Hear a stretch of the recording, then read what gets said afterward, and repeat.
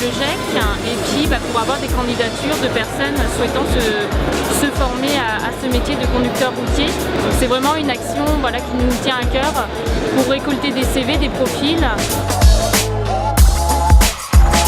Les besoins de la filière sont forts, très importants. Généralement, il y a 500 postes à pourvoir sur cette filière. Les conditions de travail sont plutôt bonnes. On est dans des entreprises novatrices qui apportent beaucoup d'importance au savoir-être. L'évolution interne, elle peut être différente en fonction des entreprises. Vous pouvez passer de téléconseiller à superviseur. Ce qui est sûr, c'est que c'est une filière qui permet d'évoluer rapidement si vous êtes motivé et si vous savez vous adapter.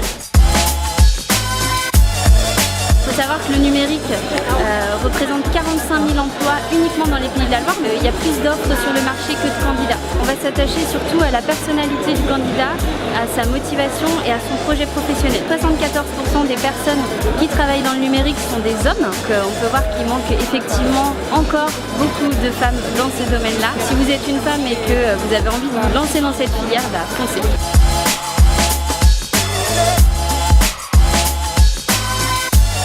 Là, vous êtes sur le stand des services à la personne et donc on recrute principalement sur 3 métiers. Les métiers liés au domaine de l'entretien de la maison, dans le domaine de la garde d'enfants à domicile. Et le 3e métier, ça sera dans les métiers de la dépendance. Donc on recrute environ une centaine de salariés, toute entreprise confondue. Bon, moi je représente en fait les maraîchers nantais, donc vraiment sur toute la région. C'est un métier qui évolue beaucoup, qui se modernise. Il y a très peu de ports de charge, pas besoin de monter les bras pour récolter. Tout est à hauteur. Et aujourd'hui, on recherche beaucoup en fait d'agents de production.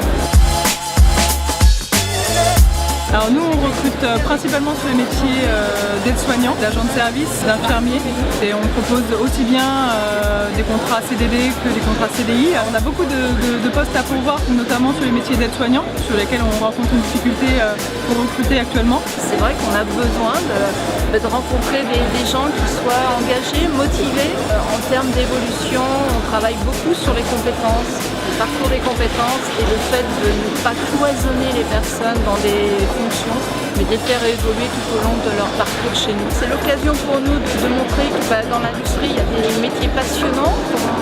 On peut exercer des fonctions très diverses et très passionnantes.